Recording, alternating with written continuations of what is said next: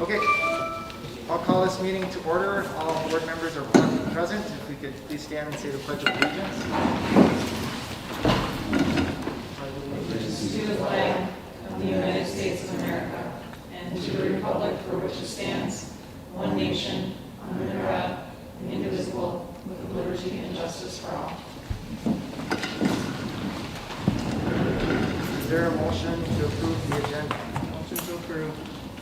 Motion by Lynn, Second. second by Sunny. All those in favor, please say aye. Aye. Opposed?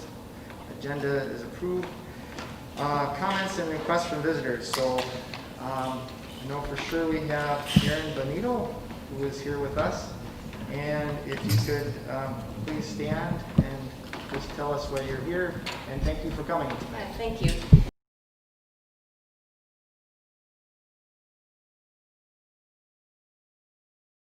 Cold Spring in the Rocori district for 16 years. Our children have attended Cold Spring Elementary. I appreciate that the reopening decisions you are making tonight and that the decisions you'll make throughout this school year are absolutely the most challenging decisions our school board has probably ever faced. And thank you, and I don't envy the position any of you are in. My comments tonight are regarding 6th graders and older, so 6 through 12. Really any students in the secondary building, even if they are being classified as elementary, which is now the case with 6th graders. My first comment, I would implore our leaders to select a plan that has the fewest possible number of students in the secondary building each day. If we select an alternating plan, for instance an ABAB plan, we would only have 50% of students grades 6 through 12 in the building. That would greatly improve safety for our students, for their family members who are older, who are at an increased risk, and for our teachers and staff. Having 50% of the 6th through 12th graders in the building means there will be less crowding and passing in the halls, less crowding in restrooms and locker rooms. There will be less aerosolization entering and spreading through our ventilation system. And with fewer students in the building each day, perhaps these smaller groups may provide an increased quality for our student and teacher relationships, which I think is something we were all deeply missing last spring. My second comment. Traditionally, 6th graders have been required to participate in either band or choir for the full year. And my 2 kids, and some of you know this, they are music and arts and drama kids. They love band, they love choir, they love musicals. But this year, we especially look forward to our son selecting his band instrument. But there is now, just even in the last few weeks, clear research that suggests there is no safe way. There's no safe space indoor. There's no safe distance for playing woodwind or brass instruments. And there's no safe way for singing in indoor spaces. It's clear evidence at this point. As much as we want music for our son this year, I would implore you to suspend band and choir at least this year, at least for 6th graders, given the huge class sizes we've traditionally seen in 6th grade band and 6th grade choir. Let's allow 6th graders to rejoin music at a time when it can be done safely, without those aerosols lingering in the air for hours, if not days. We know that COVID isn't always a killer. Everyday scientists are learning, though, about the long-term organ damage that remains in a significant number of COVID survivors, even those that did not experience symptoms. It seems that with so much still unknown about the long-term impact of this novel virus, a conservative approach to reopening with 50% of the students in the secondary building would be the most prudent, even if it's messy, even if the technology isn't there, even if those alternate distance days just don't work great for parents, and we know that they don't. Again, thank you for considering not just the educational needs of the students, but thank you for considering the safety of our families and our staff and our community. Thank you for your time. Thank you. Are there any other comments or visitors? No? All right. Thank you very much. Appreciate that. Consent items. Any questions on the consent or any items that need to be pulled? Otherwise, is there a motion to approve? Motion to approve. Motion by Lynn. Second. Second by Kara. All those in favor, please say aye. Aye. Aye. Opposed? Consent agenda is approved. Action items. Letter A, childcare contract for 2021. Brad. Yep, I'm ready for the board to approve our childcare contract. Okay, is there any discussion or any questions on that? Didn't look like there were very many changes, so I'm comfortable with it. Okay. I'll make a motion to approve. Motion by Lynn to approve the childcare contract. Second. Second by Jennifer. Any further discussion? All those in favor, please say aye. Aye. Opposed? Childcare contract for 2021 is approved. Resolution to accept a donation. Any questions on this? Can we just have a motion for the resolution? I'll make a motion to approve the resolution accepting donations to the football activity account. Motion by Sunny. Second by Shannon. All those in favor, please say aye. Aye. Opposed? Motion carries. Donation is accepted and approved. Calendar approval for 2021. So tonight you see the calendar for approval that would move January 18th, which is typically an in-service day, are known as our Academy Day. That would change that to a workshop, back-to-school workshop, to that Thursday, the 3rd of September it is.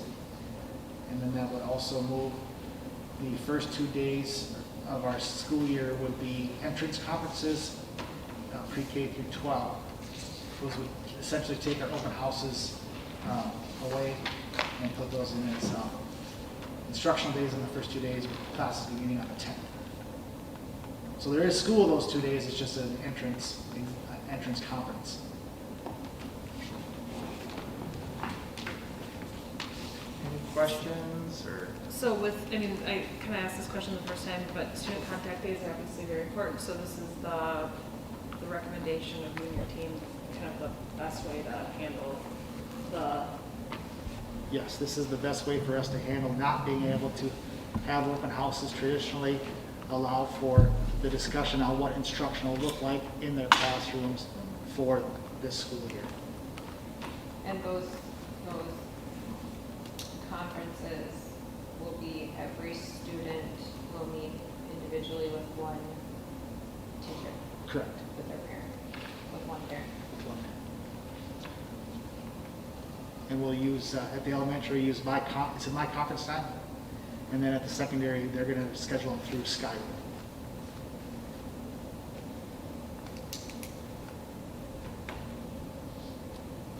Any other questions or discussion? Otherwise, there's a motion. Is there a motion to approve the calendar as proposed? Motion to approve. Motion by Lynn, Second. second by Kara. All those in favor, please say aye. Opposed? Calendar for 2021 is approved. Discussion items. Item A, the employee handbook. So these are these are first readings of our employee handbooks and student handbooks, and then also our community ed handbook. First readings, I did not have any questions from board members. We did discover that we need to update our harassment and bullying policies to our most latest approved from when we approved the new policies back in our July meeting. So we do need some updating there. And we are also going to update at the high school. Most colleges now are saying may accept ACT, and so we had must as requirements, so we need to go in and make that change too. So I did get a couple of comments, appreciate that much from board members, but if there are any further comments after tonight, please let us know and we'll get those ready for the approved. I just had one or a couple questions, and maybe we don't know the answers to them right now, but there's sections in both handbooks for lockers and backpacks, and I'm wondering if those sections may change based on whatever. So here's what we're thinking, board, on that. depending on how the, this discussions go tonight and all those things, of having what's known as just like a COVID page. So we would have, here's how the thing, so we're not gonna want kids to stop to the lockers at the elementary. So taking their coats to the, would be a change in the handbook, because we wouldn't have them go to the lockers. So there are gonna be some of those things that we just need to have as an insert for COVID planning. At the high school, maybe the backpacks are gonna go to students with them to their classrooms. So we don't want them to congregate in the hallways. So those are things we're thinking about. Okay. Thank you, Sam. Would there be a way, Brad, that if there were any significant changes, that we could highlight it and send it, so we can see what the changes were to the student handbook, and just make sure that we aren't missing something that is different? Yeah, we can do that. So Brad included student handbook and the community education program handbook. Is that okay if we just put those all together? Is there any questions about that? I think if you can highlight the things, again, I looked through them, but I don't know that I would see something that was different, and we all know things do sometimes change, and they can cause us, like, doesn't say we can't fly the American flag, does it? No. Okay, all right, well, that's it. All right, so if there's not any other comments or concerns on those 3 points? Okay. The next item on the agenda is fall planning update, and before Mr. Kelvington presents this important item, I wanted to just make a few comments. First of all, I wanted to thank all of you who have invested so much time and energy into developing the various plans for students to be able to return to school this fall. This includes parents, community members, administrators, teachers, coaches, board members, government officials, students, and the list goes on. Challenges that have been presented to us are new and ever-changing, which has made this process very complicated. That being said, our best option at this time is to trust and respect the current knowledge and expertise of our local, state, health, and educational professionals. These are people who have dedicated their careers to keeping us healthy and safe and educating our children.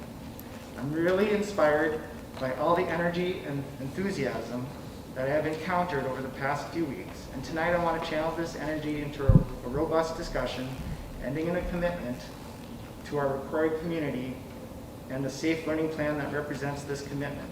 Because the success of our students is the reason that we are all here tonight. So with that, I'm going to let Mr. Kelvington discuss the process of our journey and share the recommended plan or details surrounding the plans with Jason, did you want me to fill us in on the Minnesota Ivy League first before we get into that discussion? Only because I feel this discussion is going to be fairly lengthy. Yeah. And so partly with that, I know that this is going to be a long discussion, and we have on the time until 8 p.m., which is an hour and a half. In the notes, I think we allotted for 40 minutes. I want to make sure that everybody gets the time that we need to discuss everything. I guess at this point, I think I'd like to start off with the academic piece, and then maybe finish with the activity piece, if that's okay?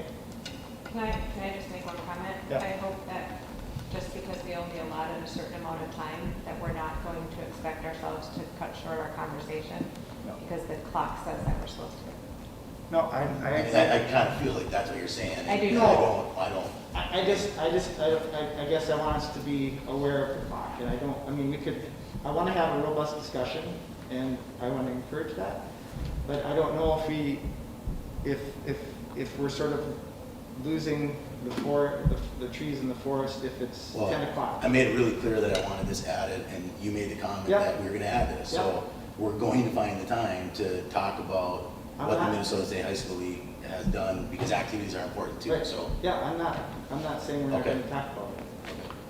I'm just trying to look at the time and make us aware of what we're committed. And if we need to go over that, it's fine. And 100% we need to talk about this and make sure that it's all out there. So if if my comment about that made you feel like we're restricting our conversation, that's not my intent. We would need to have a motion to limit conversation, and that's not what I'm intending for. I'm just trying to make sure that we're a productive conversation and using the best conversation for our time that we have, so. All right, thank you, Shannon. Are you ready, Brad? Yep. Yeah, sure. So as I alluded to, so the goal of tonight's discussion is to get us to the point where we have a pretty firm idea of where we're going to be come the fall. And so here are the things that we know. We know that we have the safe learning plan that our governor allowed us to, the framework for us to find out through. We have we call it our emergency planning team that's been meeting to try to determine what we can do within those parameters. We know that the goal all along has been to try to get all of our students on campus in a safe and healthy manner. We know that if that can't happen, we have some decisions to make on what that model will look like. Can you explain how we can go back in person based on Yeah. the governor's executive order on numbers per thousand, and if there's any information on where we would be on that? Yeah, so on page 6 of the plan, it talks about the number of cases per 10,000 over 14 days by your county of residence. So that is how the band is determined. The initial band that came out when the governor released his plan showed Stearns County at 13.97. In that band, that would put our in-person learning for elementary students and hybrid learning for secondary students. Now at that time, and still as of tonight, we do not have a consensus yet of where we're going for hybrid, but we know what in-person looks like. In-person means our elementary students would come to school every day, and we would take the precautions that are necessary under the plan in place when we do that plan. And then we have determined that the state has agreed that we're looking at those numbers from a localized standpoint, meaning our district numbers, not Stearns County numbers, which is obviously very critical for us because of the fact that, you know, we are very different than St. Cloud proper. So then last week they came out with the updating numbers, and actually Stearns County trended down to 12.24, I think it was. But we as districts have asked the county for us to be able to look at what is our actual school district number in relation to the counties, and that is what we are going to be doing. So I have to have a consultation with the Minnesota Department of Health, and that is tomorrow. And we built the case for what we've done well here at Rocori over the summer, and what does our local numbers look like. I can't give you the exact number, but I can tell you that the number that I received today from Stearns County is low, and it looks good for us. So explain what that means when you say low and looks good. I guess, does that mean we're well under the 10,000 potentially for our district per COVID case, which would mean that we would start in person K through 12? There's potential that we could start in a K-12 in person with the number that I was given. But I want to caution the board to make sure that they understand that that's only one piece. That's only one piece of the determination. And they'll take that localized county data in play. But you have to, it only gets used as one piece, but if the county were to be under the 10,000, then there is no, I mean, that's it, that's the match number. Correct, so if the county was under the band number of 10.0, so it'd be 9 whatever, that means every school in the county would be in person. St. Cloud, Sartell, Sauk Rapids, Right. Melrose, all. So you're saying the Minnesota Department of Health has agreed to look at the data per district, Correct. but they're still forcing you to create a case for why, even if we're, you know, let's say at 3 or 4 students per 10,000 in our district, that isn't good enough. They want us to prove that we have, some positive mojo going, I guess, or, Yeah. I mean, that's what you're saying, right? That's what I'm saying. It's more than just one piece. Then there's a number of pieces, and I think we have those number of pieces in place. And I'll just like. And when does that data come out, Brad, from the county, or have they told you when they're going to release those district numbers? It's supposed to be released midweek.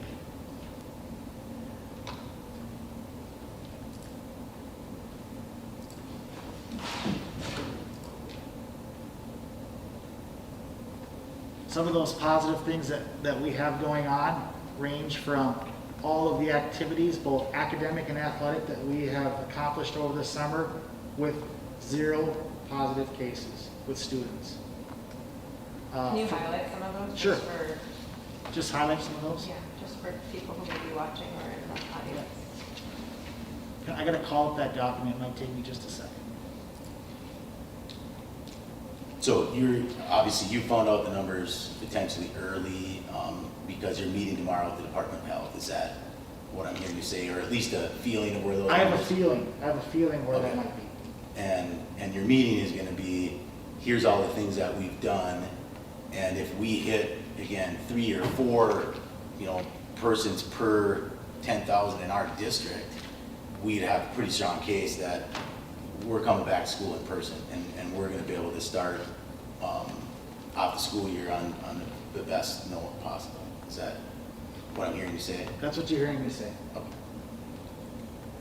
Some of those things that we've done this summer, number one, with the aid of our community ed, buildings and grounds, myself, and Mr.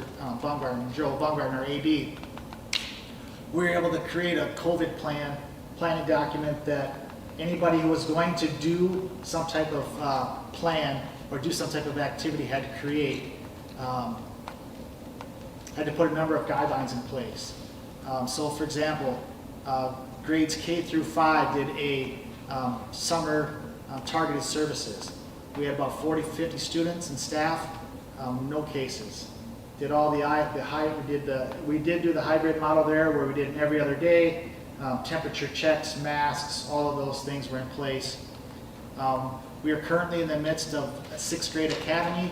We have about 120 students rotating through 3 pods of 40 that are broken down into groups of 9, temperature checks, masks, small groups, very little intermixing.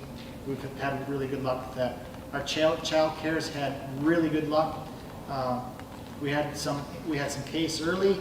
We've not had a case since. We've had strength and conditioning running. We have about 150 9th graders, 150 9th through 12th graders who ran from June 8th to August 6th. Again, students participated, daily checks, temp checks, social distance as much as possible, outside as much as possible, frequent cleaning, group size requirements followed with rotations. Again, no cases. We've got behind the wheel training running, no cases. We pulled off a successful graduation on July 11th, no cases. We had 150 students here for ACT testing. On Saturday, July 18th, we had a COVID plan that was in place. We had no cases. We've had 443 students run through T-ball, basketball camp, swim camp, dive camp, Spartans football speed camp, baseball, volleyball. Again, 443 participants with no cases. So I think we've done a nice job of making sure that when kids are here, they've been safe. And I don't know if you included this in your 450 kids, but we also had 10 days of football activities that was, again, part of what was allowed for us, following the guidelines. Took part in a scrimmage against Alexandria, again, with no cases. We just finished our 2nd week of camp, again, 9 through 12 football without any cases to this point. So again, I think there's probably even more things that are not even on that list that we've done. And I applauded you for that for all summer long, for pushing to get our kids doing something. And it's been very important for our kids to be active and have things to do. And again, for people that have high school age kids, we can't forget that it is important for them to be involved in as many everyday activities as possible. So thank you. All right. So, going back to the band then. So 0 to 9 is in person, all students. 10 to 19 is in person for elementary K-6, hybrid 7-12. If we were to go with the band of 20 to 29, that is hybrid for elementary and hybrid for 7-12. And if it goes to the next band, it's hybrid elementary, distance learning for high school, and then if it goes to the way far band, then it's distance learning for all. In our this is where it gets confusing, because in our hybrid plan, in our in-person plan for elementary, we are able to, even in the hybrid, to spread out enough in our elementaries to be able to be in person. And that's the confusing part, is that our elementary plan, whether it's in person or hybrid, has all of our K-6 coming to school. So just again, to clarify for everybody and make sure I understand what you're saying, if we're again below those numbers, which we have a good feeling about, we'll be back in person. If for some reason we got to 20 to 29, which I think you said is K through 6, has to be on some sort of a hybrid, which is a 50% occupancy of their buildings, we would still meet that and not have to change those K through 6 schedules. And Correct. our kids would continue on like they did as they started in person, even if there was a spike. That's correct. And that's because we have the physical space to be able to maintain the 50% distance, or 50% capacity, even with all of our students on site. Yep, that's because we have the capacity and we have the staffing to make sure that all students are in a classroom. Yep. So when we do come back in person, thinking, half full here, will we still practice as much of that as we can, even though we're not, what challenges does that 50% occupancy do to us? Or is it something we can even practice and be doing something that's above and beyond the level of safety? That's in the elementary. Yeah. In the elementary, and again, I got I got Eric, Sam, and Carrie and Sam's camp. I got them here together to explain it, but for the final details. But what I'm trying to say is that we are going to already do those things to make sure that we have gone to the next level of hybrid precautions in the in-person plan. That's what I'm saying. Yeah. So even if we come back K through 12, because we're 3 or 4 per 10,000, we're going to be in this 50% model regardless. Mm-hmm. And it's going to allow us to, number one, hopefully keep those numbers down, and even if the numbers were to go up, we're already practicing. Correct. And part of it comes down to, for example, in our 2 smaller schools, we have about 130 kids in buildings that have capacity of 260. So by using all the rooms, we've spread the kids out, and we're basically at 50% occupancy in all the rooms. We got all kinds of space. In those We buildings. got more kids. We're worried about space. We want. It was a little bit. And again, I don't like, I'm just making you repeat, making sure that everybody understands, because it is confusing. We have all had time to digest it and understand what it is we're talking about. So if I continue to make sure we're explaining that, that is what I'm doing. So That was one of the things that we talked about earlier, is we didn't want to have to jump, especially for our elementary kids. It's not good for all students, but especially our elementary kids. We didn't want to jump in the hybrid meant this and this. If we could immediately make both models work within the same model and be able to call them both models the same model, which is very confusing, we wanted to do that. No, understood. And again, we're including 6th grade in this K through 6, 50%, I'm going to call 50% occupancy level, that allows us to take on a threshold of up to 30 cases per 10,000. Yep, we are including 6th grade. All right, so the elementary models, any questions on the elementary model? Just a question, since it was brought up about band and choir being problems in 6th grade. Has that been addressed? Nate? We've talked a little bit then about the possibility, if we can't do band and choir, still giving the kids a music option. And this was in some discussion, no decisions were made. The example was, 15 years ago, all middle school kids took a general music class. So they would still get music, but possibly not the band and choir. That was a discussion with no decisions made yet, but that is what we talked about. Okay. Because we have our music teachers that could teach those classes with whatever we could as things change. Okay. So essentially, they're getting a theory class in 6th grade then? Yeah. I don't know what that would entail, how much of a musician, but similar to the general music class we've had in the past.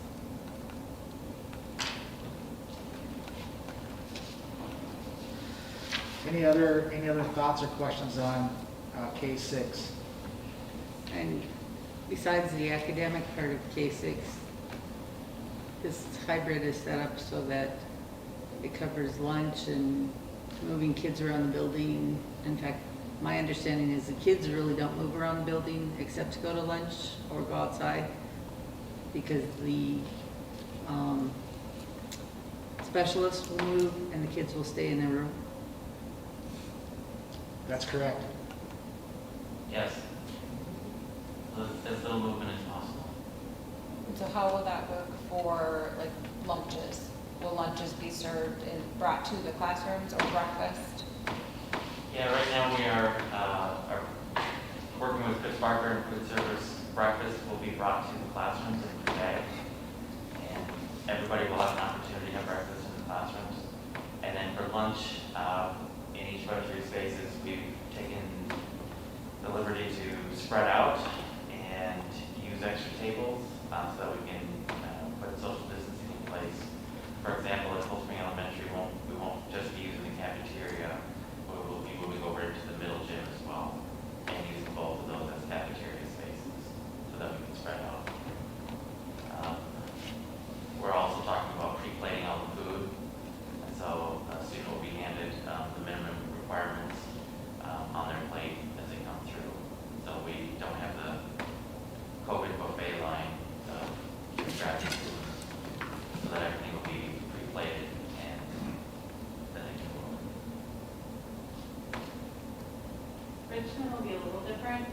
We'll do a rotation in the cafeteria/gym. Ours is just not big enough to hold 3 classes in there at a time. So one class will get to eat in there one day, and then the next day they'll eat in their classroom, and the other class will get to eat. So there'll be a rotation for the cafeteria for Richmond.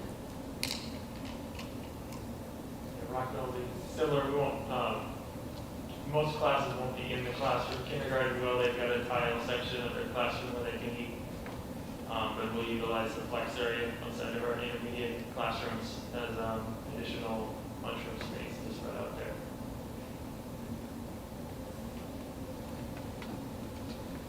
Holly, I have a quick note. I'm getting an email that the video is not working. Can you look into that? It's streaming. The YouTube channel isn't playing the board meeting. It's delayed or it's not going into air in real time. It's streaming. It's streaming? It could be the person's connection at their home, because you've only heard from one person. WJON. Oh, Let me just call Brad Bussey. yeah, just make sure, but if you hear from more than one person, then you might have a problem. I can't get it to play either. You can't either? No, Okay, so then we probably do it I from. email about it also. Okay.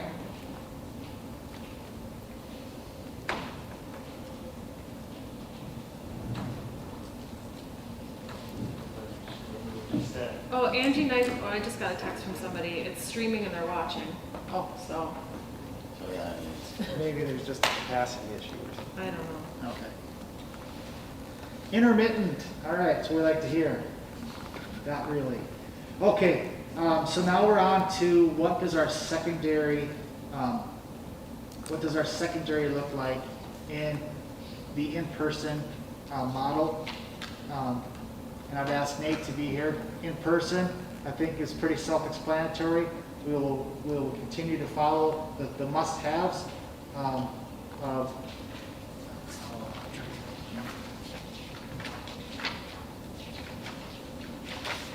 the masks, the frequent high-touch cleanings, those steps.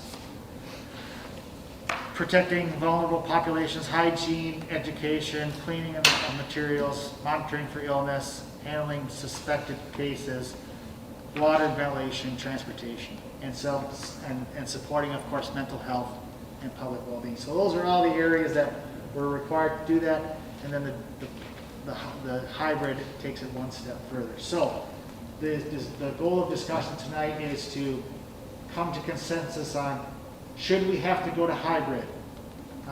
What will that hybrid look like at the secondary level? Okay. Mr. Getter is here tonight to answer any questions. He has proposed four options on what that hybrid would look like, and I could call Mr. Getter at this time to talk those four hybrid options through.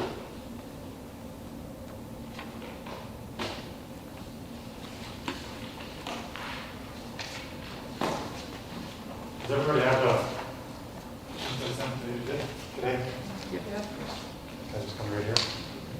I'm just looking at these here. Our team at the high school, which includes our counselors, myself, assistant principals, went through and we tried to rank from all the different possibilities and how we could get kids in the building on hybrid, any hybrid system where we still comply with the 50% capacity in our rooms and social distancing piece.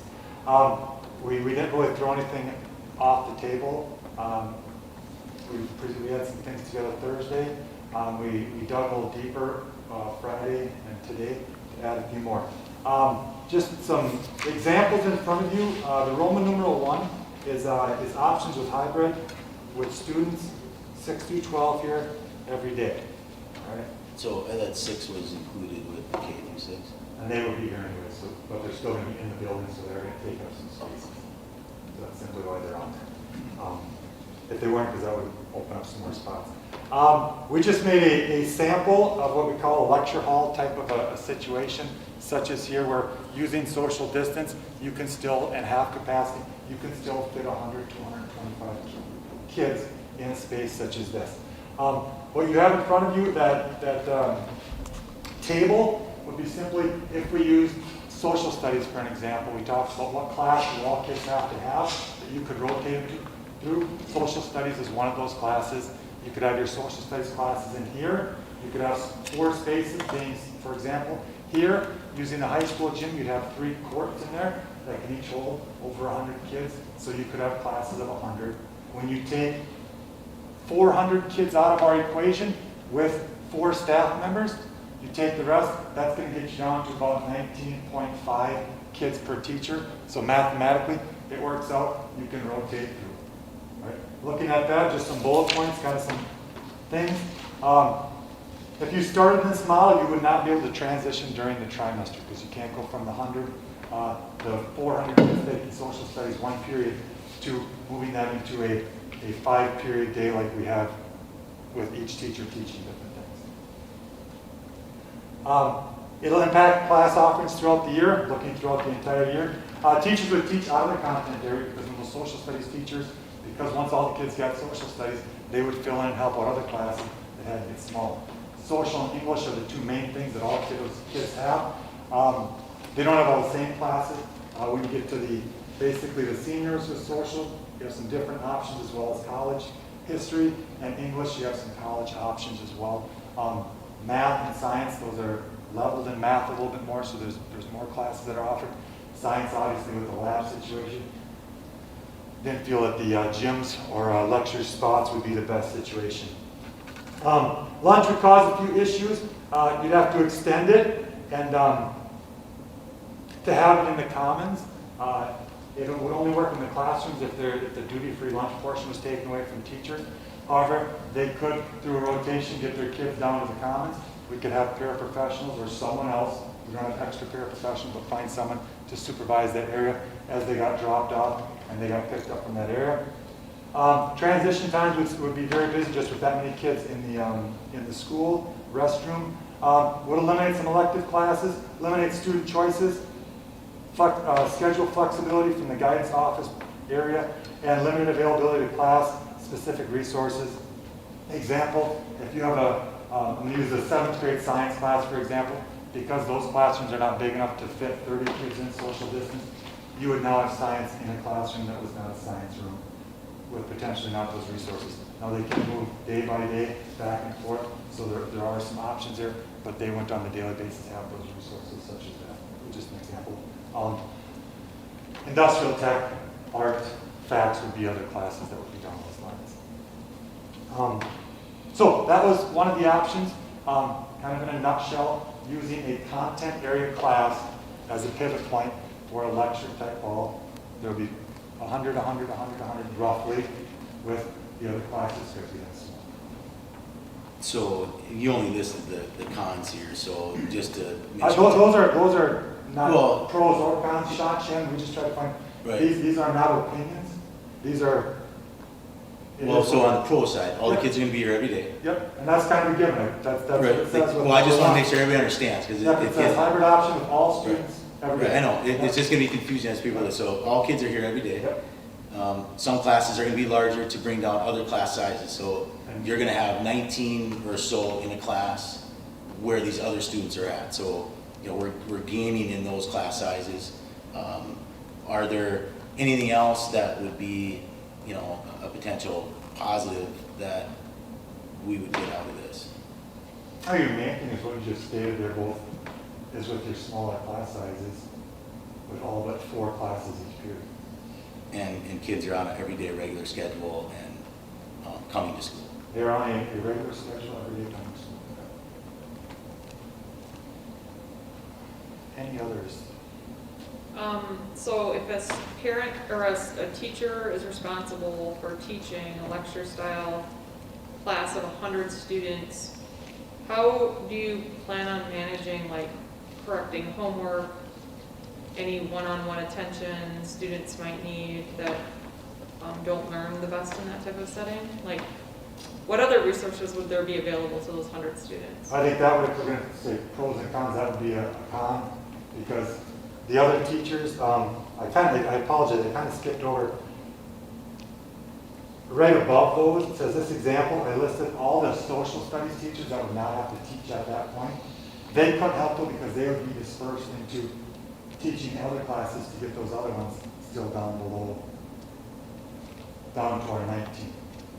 So that would be a definite con as a teacher, that I do have 100 kids that I manage at that time. And I guess you could look at, you know, whether it be in a hall monitor, you know, classroom management type of position to handle some of the duties that maybe go along with managing 100 kids. So Or do you look to colleges that maybe have students that are looking for some sort of internship, and it's kind of like a TA in a college setting, and their experience is working with those teachers in the auditorium style classes to help with student interaction with scoring classes, or I'm sorry, scoring assignments, just like it happens in the college world today.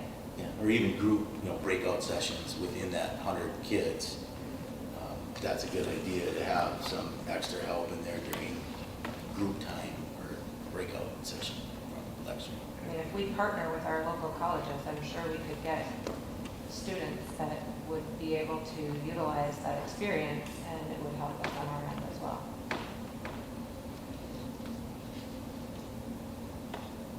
Any other questions? I just have a question about, you know, the classes that would be offered in that kind of a model, specifically, you know, for like the upper level classes, more like college in the classroom, how that would impact those offerings specifically. Some of the college and high school classes could be impacted just simply because if I'm teaching college history, for example, because I cannot have my 30 kids in my class and now I'm going to have 19, those 11 kids could potentially either not get college in high school, or then I would drop one of the other classes I have that's no longer offered, which might be a higher level out of college in the high school class, and I would teach 4 sections of college and high school instead of 3, so that other elective offering may be not an option anymore. And in the perfect scenario, that's how that would work. And now that we're talking about college in the classroom, are there going to be some changes based on the regulations of who can teach those classes? We have not heard anything as of this point. So that shouldn't impact us this year as far as teachers having the right certification to teach those That classes. should be the same as it was last So year. that just kind of went away during this, because that was something that was, It was supposed to be instead of just needing the master's degree, you needed the master's degree in your content area. right, but that's not, right now. I have not heard any more progress on that. Can I ask a question? We can talk a little bit. For food service, how many lunch times do we need? I'm sorry. Do you know how many lunch times we need? Like how many Roughly different- 7. At least 7? Yep, and that would be not a start time, stop time we talked about with Chris in the kitchen. For example, a teacher bringing their kiddos down to let them go through to grab their lunch, sitting in the designated area, and then the kids would not go back and drop their lunch. The kitchen staff would come pick up their trays so they're not congregating back by the tray area, and then they could clean the tables, and then the next one, so it would have to be a staggered throughout that time. Did we think about, rotating lunch to the kids in these larger areas? 2 weeks, class A and section whatever, they get, maybe they get the bag lunch for a week, and we're able to narrow that down to only 5 times because we're bringing lunch to this group and to that group, and now we have less kids having to go through there. I mean, is that? And we definitely could in the gym areas. I don't think we want to do that in this area, but we could do some bag lunches in the gym area for the kids. My kids pick up their stuff all the time. Okay. In regards to the classes and the content with the teachers, can you maybe give a little more detail as far as maybe teacher input to that and what their perspective is on that arrangement? They would obviously be teaching, and there's not a lot of teachers that would be happy to teach out of their content areas because that's what they're passionate about and that's what they know. So it would be a challenge that way.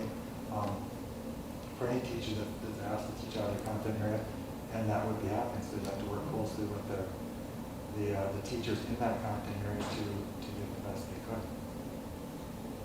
And do we have a sense of how many that would be? Like, how many students would be getting a class from a teacher outside of their content?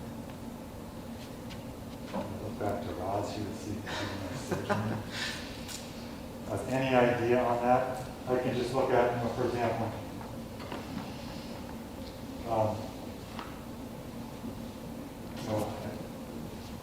It would be, so if we had, in the fall, we have 4 sections of English 9, that leaves 4 sections for, 4 groups of those kids, if we split those sections down to the size we needed to be. Even if we took those 4 sections and say they're at 30, get them down to 20, for sure 3 sections of those 3 more sections would have all the content. Right? 30% of the students. Did I hear that correctly from you, or? What was that? 30% of the students would be getting content from a non. In the fall. This one. And it would probably increase as you went. Right. If you needed to say. I would say half. Half? Everything, if all required, half would be, except your history that you was, for example. Because that would be 100%. But mostly half of everything else, unless you're in those larger groups, those classes need to be split in half, and somebody else will be teaching them. Thanks, Roz.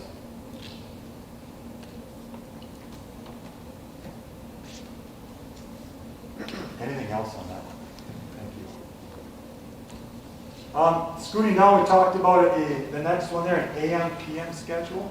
So we said what would happen if half of our students did like a 2-hour early out, the other half did a 2-hour late start type of schedule where you would have some crossover in the middle where you could use the common spaces a little bit better. They would all have lunch then in school. It would be spread over a longer period of time. Keep the current schedule. Students would run abbreviated tours. They type the schedule each day. Along with that, they could go through their regular schedule with 5 and 6 periods, or they could stay in one class for the entire time they're here. So therefore, in 12 weeks, they have a class done. In 12 days, they would have the class done. Then in a trimester, they would complete all 5 of their classes, or 6 of their classes at the middle school, because they would go for 10 or 11 days. So, obviously with that, it's more than the regular school day, so that's a contract. The prep time possibly like the before, unless we should really change the teacher's hours, it won't be that before and after school type extra time that they currently have. You would need 2 bus runs.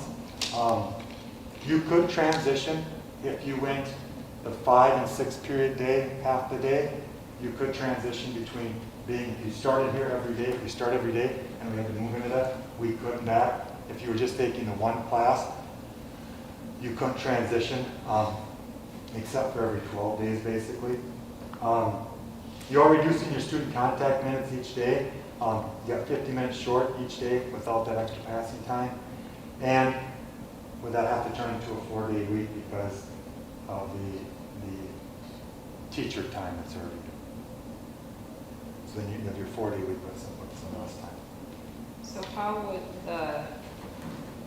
would the breakouts work? You have your 7:30 to 1 and your 11 to 4:30. Would you split them by grade levels? So all of whatever, 7th, 8th, and 9th this year from 7:30 to 1, and then 10 through 12 this year from 11 to 4:30. And we figured to break it up similar to an A through K, L through Z, half the alphabet. And then when we transition back, it would transition back that same way. So you would still have all of your classes being offered just like your regular schedule. So if they came back, they would stay right in that same schedule with all those same teachers and move right on in. So what we talked about, just splitting alphabetically with through the whole building for bus purposes, and then the first half of the alphabet coming in the morning or wherever that cutoff was, second half in the afternoon. So all the same kids would be in first hour, but half would be starting in the morning, half would be starting later. When we came back together, they would all be back together in the full in-person model when we came back. Did that answer? Yeah, I've heard a lot from parents and students with very little desire to split by alphabet. I've heard a lot of students concerned about the fact that then they are not necessarily the class of year 2024. They're the class of half of 2024. And so I have concerns about splitting classes by alphabet, just based on the feedback that I've received from parents and kids. But then the household question comes to mind too. If they're on different schedules and you've got kids in different schools, that's going to be challenging to manage. And so it just creates another layer of complication for parents too. So. And the original reason was if we did have to everyone go and we went to the head of the household, therefore on this day, everyone K through whatever was going, so that if there was a sibling, so families were home and my daughter could take care of my 4th grade son or whatever. So that was originally how the splitting the alphabet like that by household. It's actually not by student name, it's by household because. But now that some of that is kind of taken out of the equation because K through 6 is going to be in school every day, Monday through Friday. And those are the ages that would potentially need somebody to care for them if there wasn't school. And so I think we have to remember that by allowing our K through 6 to be on site every day at 50% capacity, because that's the plan that we were able to develop, some of those concerns about what about, if my kids are on different schedules or going on different days or whatever it might be, who's going to care for them? Well, at 7th grade through 12th grade, students can be by themselves for the most part. And just economics of it. I mean, I'm guessing they're not gonna run 2 buses for And- free. Obviously, the contract issue with how we manage the teachers and their workday. So I mean, there seems to be a lot of issues with this, but then, option would be my thought. Any others? Moving down to late start with all teacher prep times before students arrive. This model would start class for 7 through 12 at 9 o'clock. All staff will have their prep before students arrive. All staff would teach each period 1 through 5 high school, 1 through 6 middle school of the day. Obviously, if there's no teachers on prep, that puts more teachers in the classroom each period. Do this because it would be a different bus run in the elementary school. You again, like Shannon just said, you have 2 bus runs. Some contract issues potentially. Lunch, we can take care of that. Obviously, like I said, they're going to have the potential 7 or certain classes having bag lunches, so maybe 5 lunch periods with potential other supervision in the lunchroom. You could transition between models because kids would have the same 5 classes as they would. Teachers would be teaching out of the content area in this model as well. Limited availability to class-specific resources. That's the same as we talked about before. The classes would all not be taught in their area due to overflow having to go somewhere else. Like Shannon said, probably one of the big things was the bus issue, again, with the 2 months.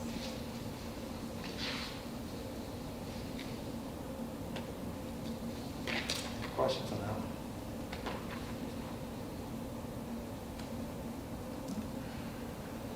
The next one you can see, adjust RHS to 6-period day and RMS to a 7-period day. Going over to the next sheet of paper. We currently just, the high school currently has a 5-period, 70-minute day. The middle school has a 6-period, 53-minute day, I believe is what it is, with their Spartan time, their advisor each day. RHS operated on 6-period day. All students would attend 5 classes in 1 study hall. Study hall would be held in a large area, so instead of having the social studies, for example, in this, they become study hall areas. RMS would operate on a 7-period day. All students would attend 6 instructional classes in 1 study hall. Study hall would be held in a large area with 100 students. Teachers would teach 4 or 5 RHS or 5 or 6 RMS classes, have 1 prep, and cover 1 duty during the day. The duty could be covering that study lab, it could be teaching another class. I don't know how that would be contractual, because right now I believe it's based on how many classes they teach. And therefore you'd have about 2 or potentially 3 staff members covering that study hall. All students would be in the hall, restrooms during passing time potentially. Lunch, same as the other ones. You'd have about 13 minutes less class time each day, or 780 minutes per trimester. You could transition between models because the kids would have the same 5 classes throughout the day because that extra one would be their study hall. Students would be in contact with more because you're adding 1 more class for them to be in with others. Would limit class choices by students.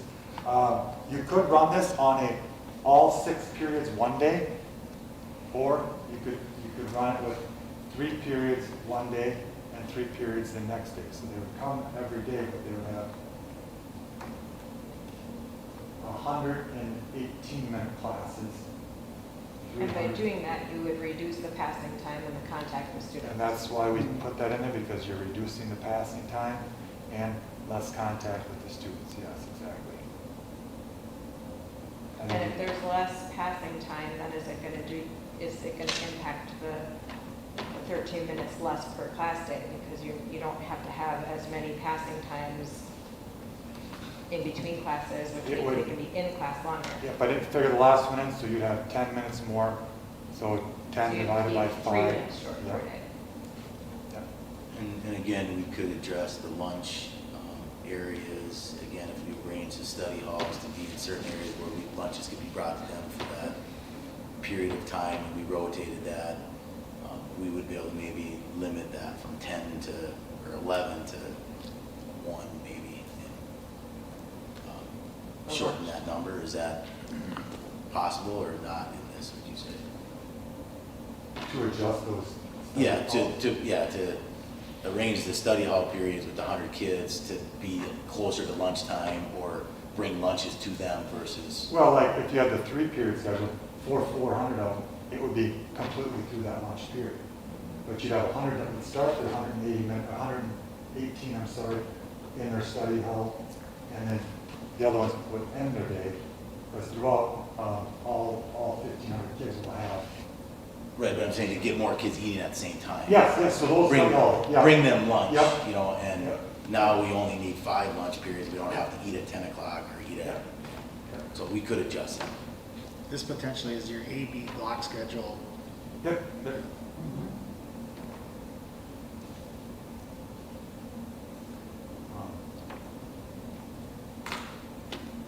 And then what would have to happen in a situation like this is you'd still have to have potentially X amount of teachers because they would have to go in and fill in for those teachers that have a prep because you can't teach 3 classes straight through the day. There's contract issues, so you have to have someone that can go in and fill in and teach for a period in those classes throughout. Make sense? Yep. Okay. Limit flexibility of scheduling and possibly the impact on college and high school classes because it's, like I said, whenever you move it down to X amount of kids in a class, some have to come out of there. And basically what would happen is you start running all your schedules as we would, but once you cut it off at 19, the overflow for that period would go into the study hall. And then you try and fit them in to the next time, the overflow would go into the study hall. So if there's only one college A&P class taught, the overflow is going into the study hall. And if it's offered again, they'll get it later. If not, they would not get it. Can you, just kind of an obvious question, but I'd like to hear from an educator. What would be the educational benefit of a study hall? I taught 7th grade for 15 years, so. Of a study hall? No, okay, I'll talk about the study hall. If it's manageable, it is a possibility for time to get some assistance from a licensed teacher that's in front of you. Now, I can't, as a social studies teacher, I might not know Algebra 2, but I can help that student work through it. So, a study hall, when there's 100 kids in, that's different than when there's 20, 25 kids. So if there was 100 kids in a study hall, there'd be how many teachers available to those students? 2 to 3. And back to Sunny's, earlier comment, I'm sure because I have had kids that have gone through there, they have independent studies, they have, different electives that you said maybe be taken away. Here would be an opportunity for them maybe to do something where they can tutor a group of kids in this study hall. We could be creative with setting up great positive experiences for kids to be leaders of younger kids, or even rely on colleges that want to have, some experience with teaching kids. So I think making those study halls a better experience, I guess I would say we can do that. I would. Right, because we could utilize our own Right. high school students who Correct. would be students taking college in the classroom, who could be then tutors to other students within that same study hall. And that's potentially be a win-win for both sides.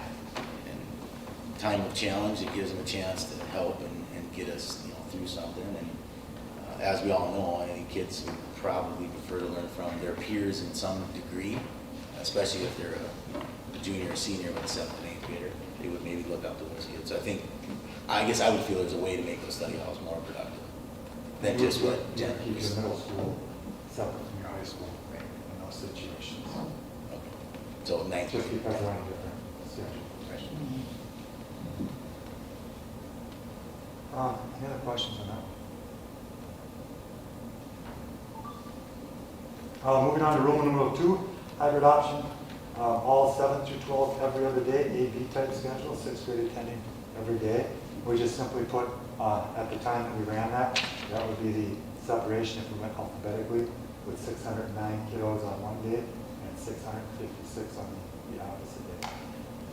Separating the students into two groups based on households. Students would attend an A, B schedule and attend classes in person every other day. Teachers would create a flipped classroom type of model for the classes.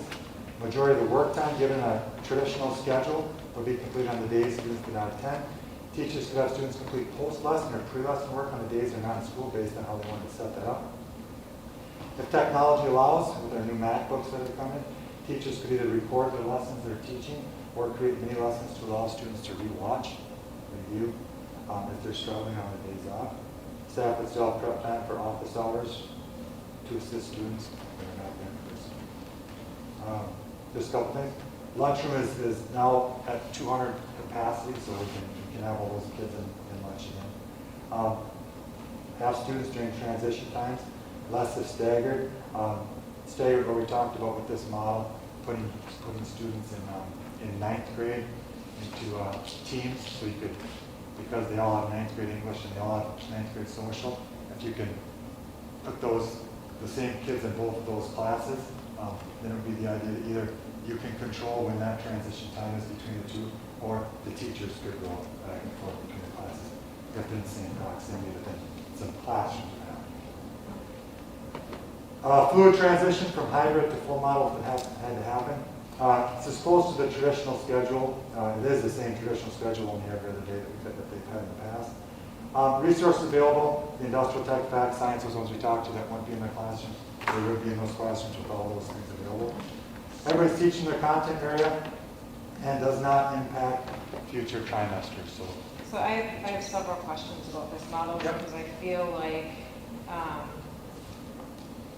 it's very one-sided. It doesn't list some of the same types of data as the other models do. Like how many minutes less per class each day is a student getting on the days that they're not in school?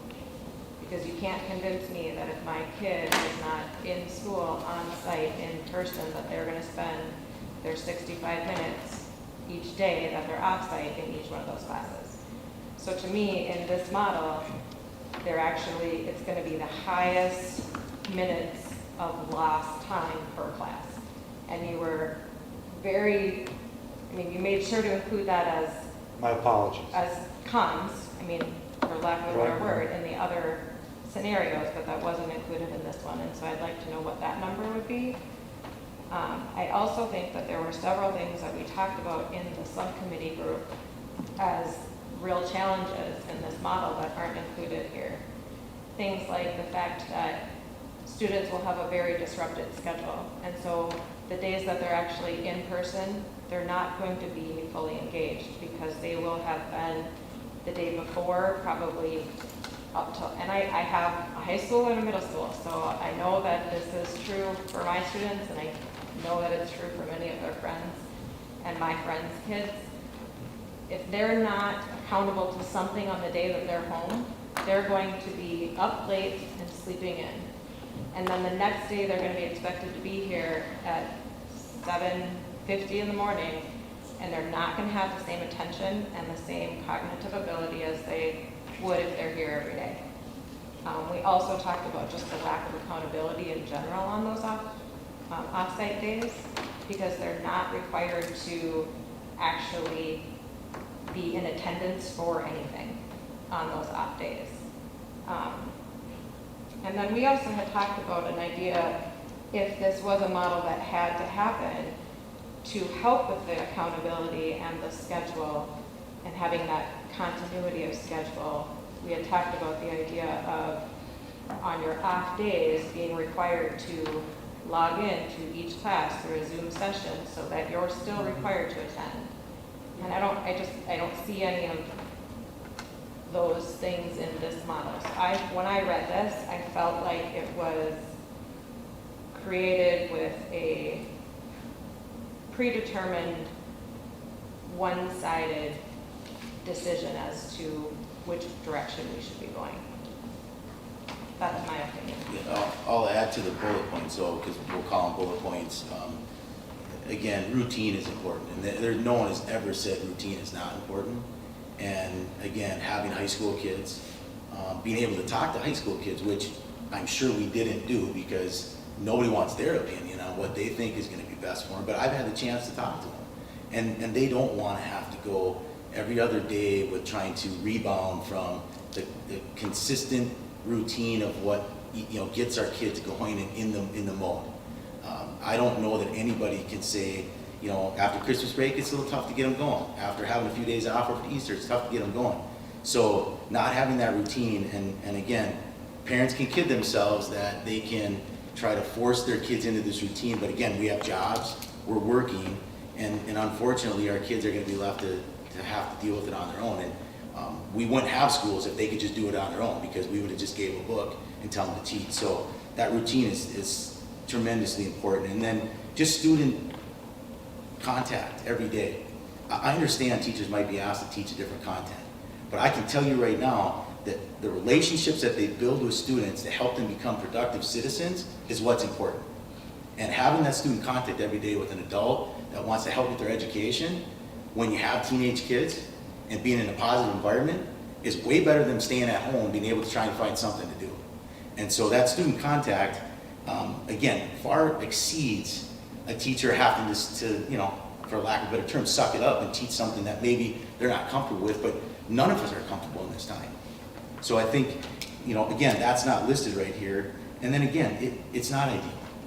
It's not ideal, but I think we forgot to think about what's going to be best for the kids in a routine, that they're going to have adult contact that's going to be working with them to get through this school year that's going to be very difficult. We talk about the emotional and we talk about the social issues that kids are having. We probably don't talk about it enough.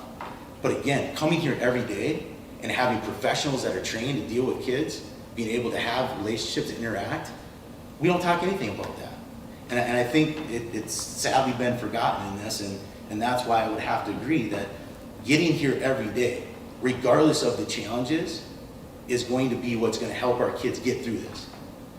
And it's going to help families get through this that have to work and have to manage how they're going to, again, get their kids to find a way to be motivated.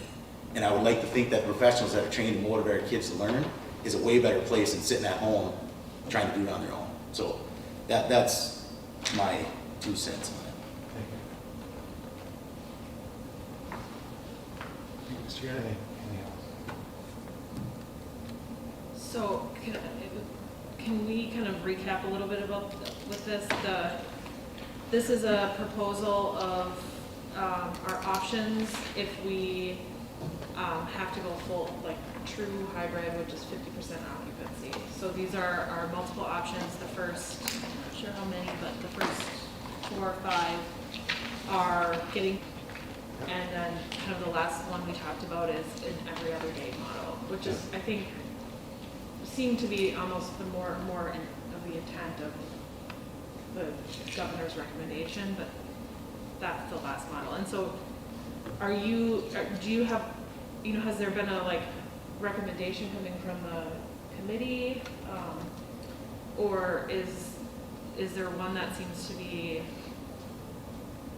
favored at this point, or are we just trying to brainstorm all of our options and keep our options open at this time as the committee works through the process?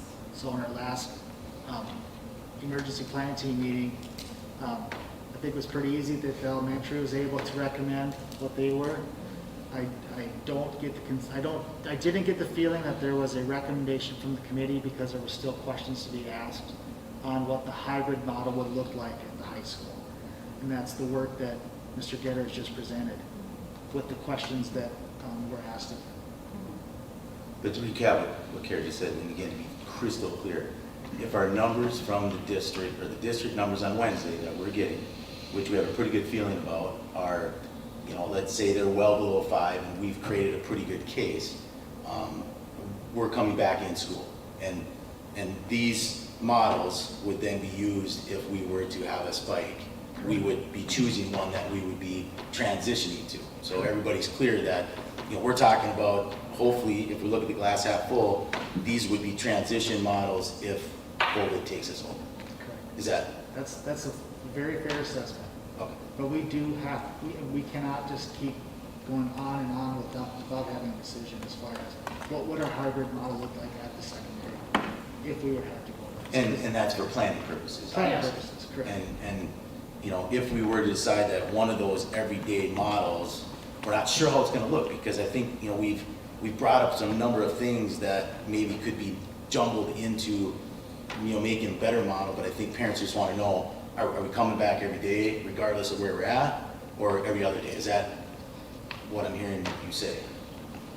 I'm hearing you say, what I'm saying is, if we have to be in a hybrid model for 7-12, what will that look like?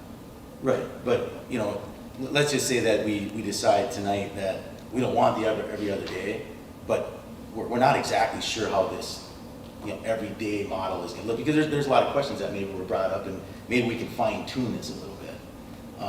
You know, and again, I'm just only doing that because it gives you some time to try to, you know, is there a resource, you know, like we talked about, whether it's the movie theater, which I didn't hear that brought up tonight, but I know that that's been talked about. The mental health center that's over there, the DEF building, again, I'm not sure if all that space is being used for early childhood, but those are all things that maybe could be incorporated to bring down some class sizes. And again, a bus from one school to the other school or one facility is way less than a whole nother bus route. So I just don't want us to be pigeonholed in to say, you know, we have to choose option number one. You know, maybe it's, again, I hate to keep using hybrid, but it's a hybrid of the hybrids. And we've got 2 weeks to kind of, you know, formulate that, but we were able to get to our parents. So I don't know what helps you, but I guess I would want to make sure that you have as much time as you can to make sure that we're using every possible resource. And who knows, the bus companies might help us out. We helped them out, I can tell you that, last year when they were able to continue to pay their employees. And so maybe they'd be willing to bus our kids from the DEF to, you know, here or here to the other building or wherever it might be. In order to get to the 50% transportation, the bus companies are willing to help us. They're willing to drop off a group of kids and then go back out and get our elementary kids, or our closest 2 kids route already. So that's how we're getting to that. So they're already helping us out. Okay, well, yeah, I didn't know no one said that, so thank you, bus company. Okay. I have a question about the one that is adjust RHS to 6th period day and RMS to 7th period day. So it says could transition between models. Is that true even if we started in person on a regular schedule? It could transition into this model too? Yep, yes. Okay. So the two that flow smoothly transition are the added period day or the other. Those are the two. The other ones you'd have to stay. And you couldn't transition if we start regular. You couldn't transition into them and back out. But those two, you should fairly smoothly be able to transition because the kids would have the same 6 classes or 5 classes, and what happens? The study hall would be gone, and the classes would continue. Yeah, that seems like a good process of elimination, to choose a plan that is the most flexible, because that is the one thing we can't control, is how this virus is going to, or the test results, or however you want to frame it, is going to act. We don't have any control over that. So, I mean, putting us in a flexible model seems to be the most prudent decision. So are we expected as a school district not to pick the model that tonight, but that's part of our, something we have to show the state for our school district safe learning plan? Is that correct, that we submit? So the plan that you saw from IEA, that's our safe learning plan. That's the plan that the Department of Health wants to see, that we make sure we've covered all of those areas. What I've asked you tonight is to consider, should we have to go to a hybrid model in the 7-12?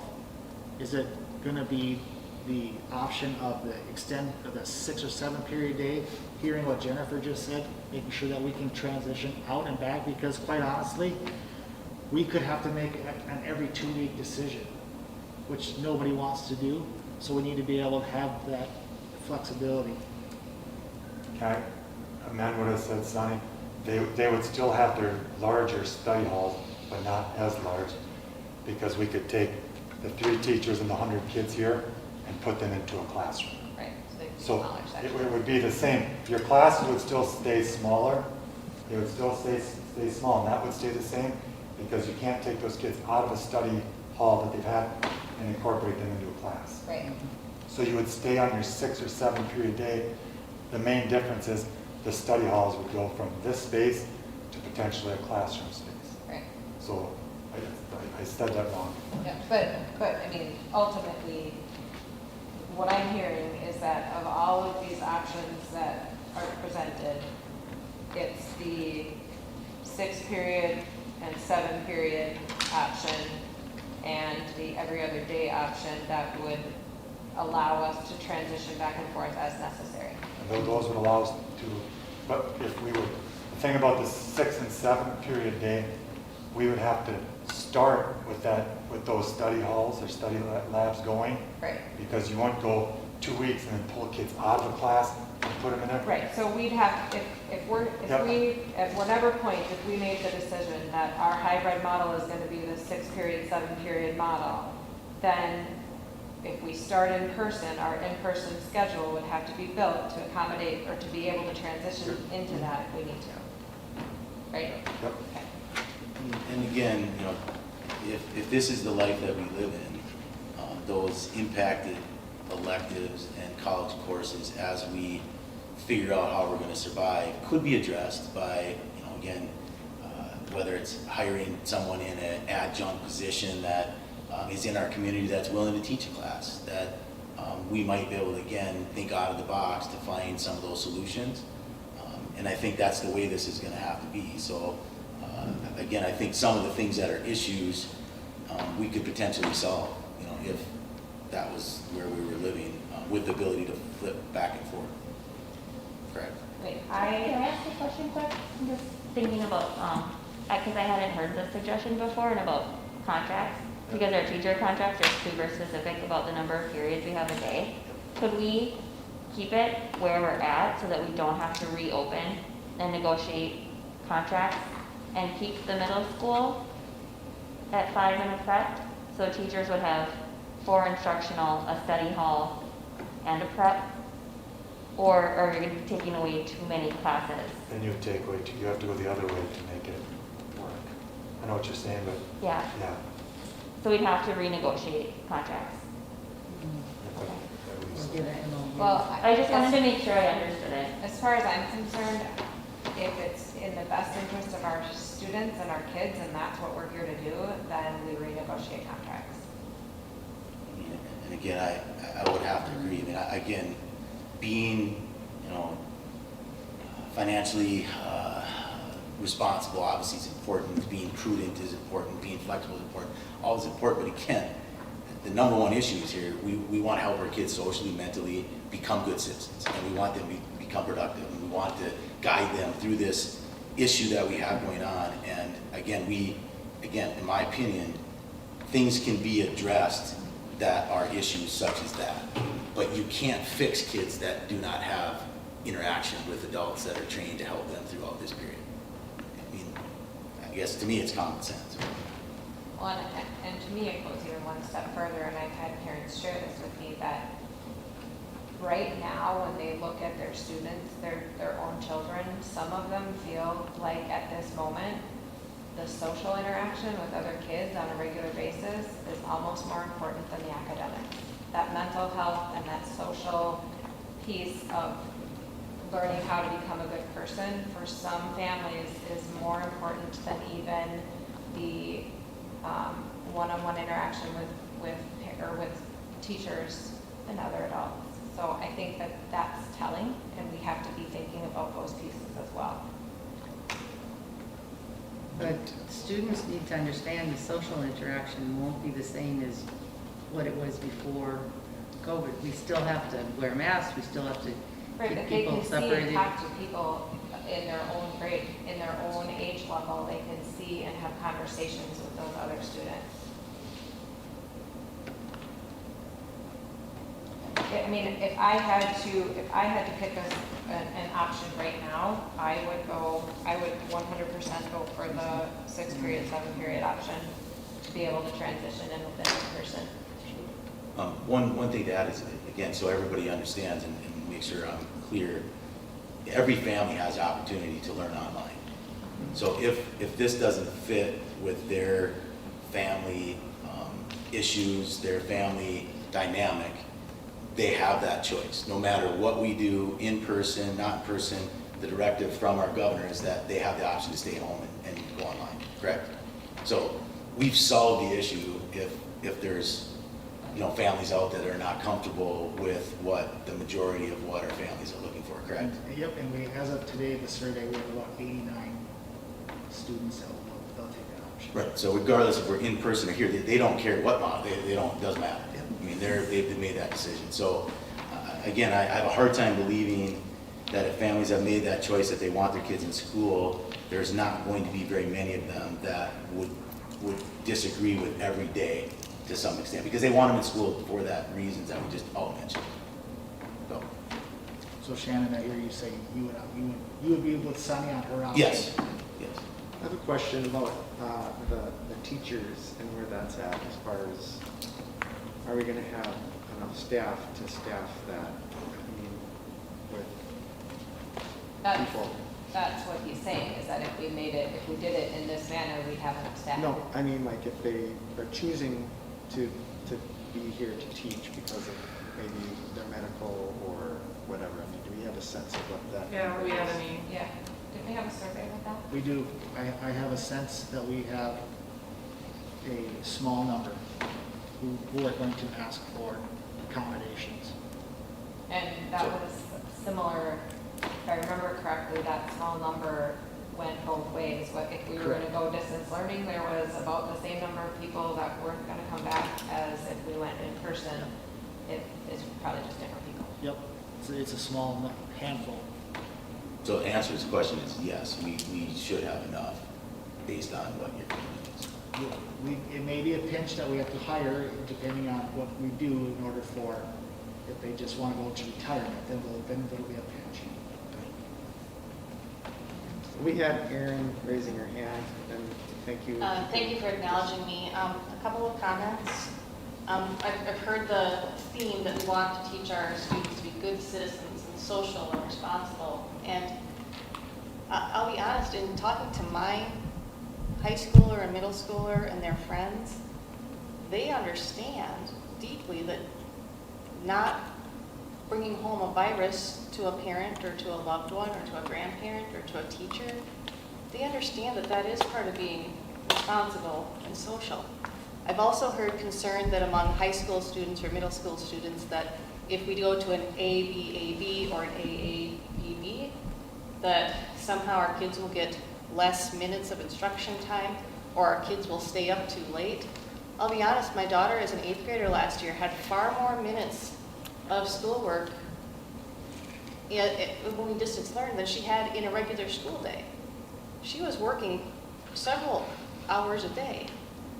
And I do think that part of this time, this difficult time, we can help our kids grow in an ABAB or an AABB model as well. I don't think there's only one way to be a good citizen or a good student during this time.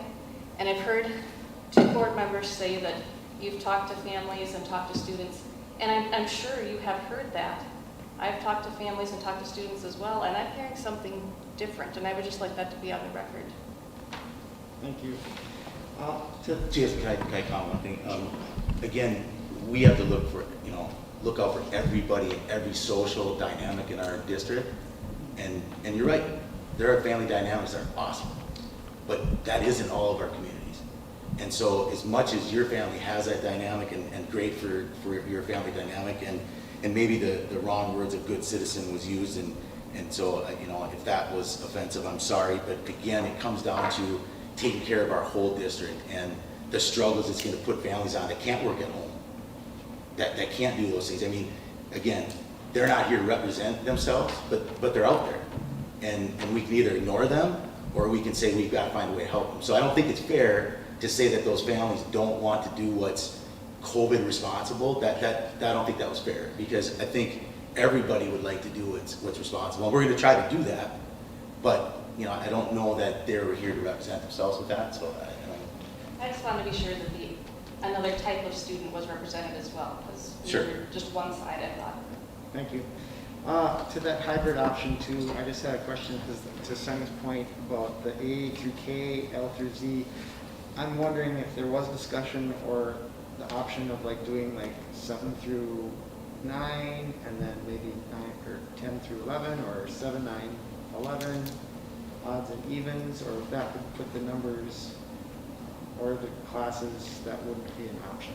And we started off obviously with what I'd stated before about throughout, and the other point to that is if you're still having all the kids, they're all teaching within their content potentially, and the classes that they have been teaching. So really that would be the only other reason for that. So if I'm a social studies teacher, I can teach anything, but then I continue to teach my civics classes that I've taught.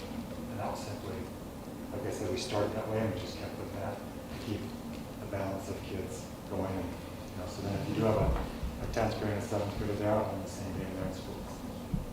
So we don't know what the numbers would be if we split it by like 7 through 9 and 10 through 12?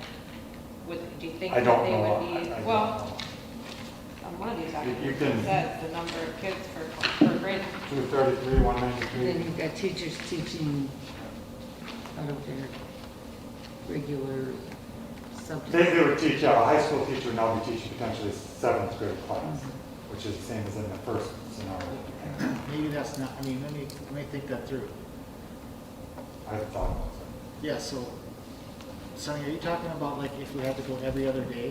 What 7th through 9th look like and what 10th through 12th look like? Yeah. I mean, I think that was ultimately that's- Jason's question. Yeah, like on So- one day we would have 7 through 9. So or there's 7, 9, 10, 651 7, 9, 11. for 7 through 9, Yeah. and then, It's going to be about 610. So your 10th through 12th grade teachers would potentially be working online with their kids at home. And all of your 7th through 9th graders would be here one day. That's what you're saying, right, Sonny? Yeah, instead of splitting every grade by alphabet, you would bring in full grades. so yeah, 7 through 9 would be 651, and 10 through 12 would be 623, so it's I mean, the 30 student delta, less than 30 student delta, it's a pretty even So split. better do many 9th and 10th graders have the same class together? Some. Yeah, 9th graders can have, with 9 through 12 would have them together, an elective type of a class. You know, 9th is going to have more, I shouldn't say more, but they have their core 9th grade classes. Like, they won't have any civics with anyone else. They could if a student didn't pass civics as a Whereas a 10 through 12, yeah. your 10 through 12 electives may be more intermixed. Okay. And you will have math is one that's going to be, you'll have 9th graders in the different levels. And I guess I think I know there'd be challenges of that because you might have a 9th grader and a 12th grader, like I do. But being with that social group, I think, is a valuable piece if that were the option, I think, because they don't socialize based upon the last name or the first name of the Yeah, I agree with you. I know that I made that point earlier, we're just trying to be sensitive to families with children who span multiple ages. You know, I also wonder if that might be something that we manage as an exception to, you know, if there's parents that. But absolutely want both of their, well, if we did it by grade level. Right, if you could manage it by exception, potentially. You mean have a 8th grader come and the 10th through 12th graders come? Is that what you're saying? No, not necessarily. I guess I'd have to come up with a scenario quickly in my mind, but Yeah. I think there's probably just a very few, if you really break it out. I was trying to follow this conversation. Would our teachers then have to be teaching 10, 12 on one day and 7, 9 the next day? Because Yep. maybe the class size is small enough. Yep. You've now, you Yeah, double the teacher you would load. be teaching twice as many classes. So I'd teach, use social studies because that's me. I'd be a 7th grade history teacher one day, and I'd be 11th grade history teacher the next day, and 7th grade and 11th grade. First up. So, yep, because I'd have to teach the other half on that other day. So you've got two different curriculums going, two different classes going at the same time. Yeah. Sorry, that's what I was No. trying to wrap So is there, Well, that might not work for some of the more specialized areas, right? Because some of the college level classes, there might not be a comparable or, Yeah, I know what you're it's- saying. There's probably some situations that I haven't thought of that. yeah, I'm myself. trying to think through. so Brad, can you sort of let us, direct us as far as where to go from here? Can I just add one thing? Oh, sure.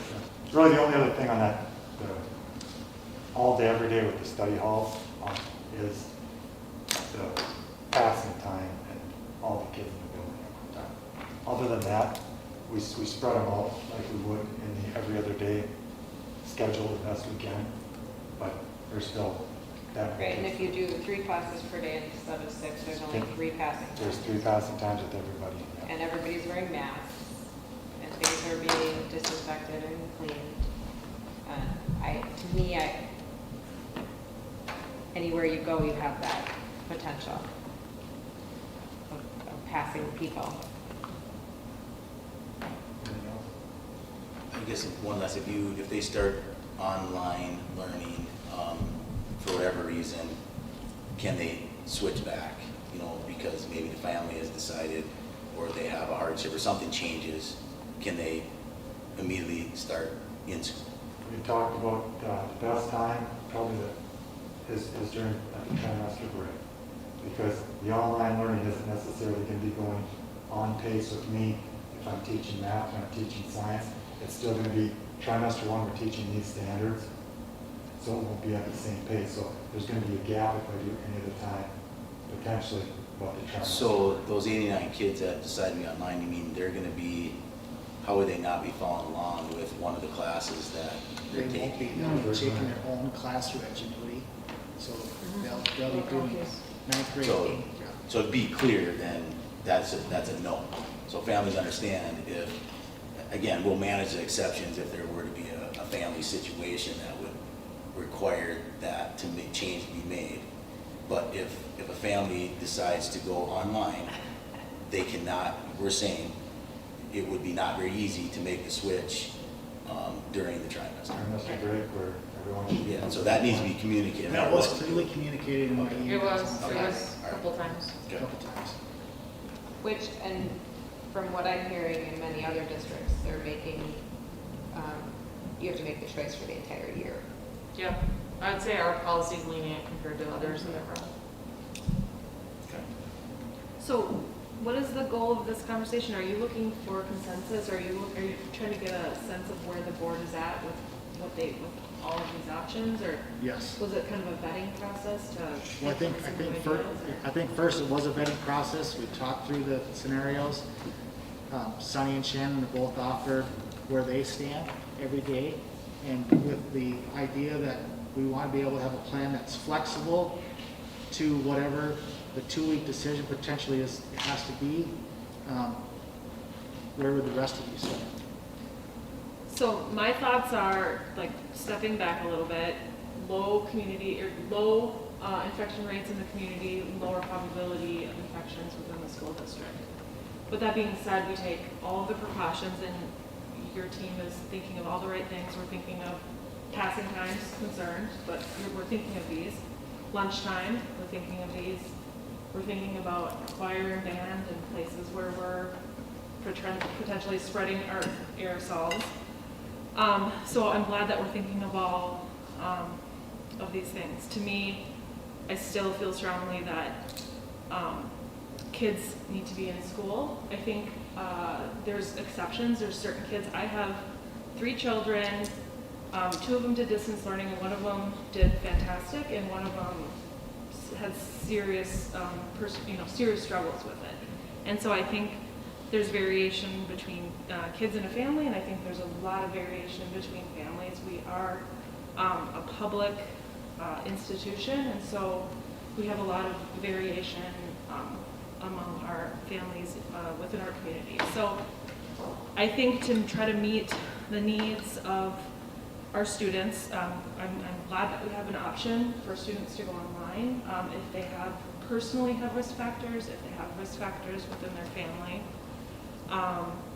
But I would like to see kids in school, the model that makes the most sense to me, based on, we had a robust conversation, but the limited amount of information that you have ultimately, because there's a lot of other factors that we haven't been able to talk about, things to consider. Obviously teacher input and all of these things that, the committee can talk about it in greater detail, but the model that makes the most sense to me is the Rocori High School 6-period day, middle school 7-period day. The transition from, if we do see a spike in our community, in our county, the transition I think is going to be really important. I think that was a huge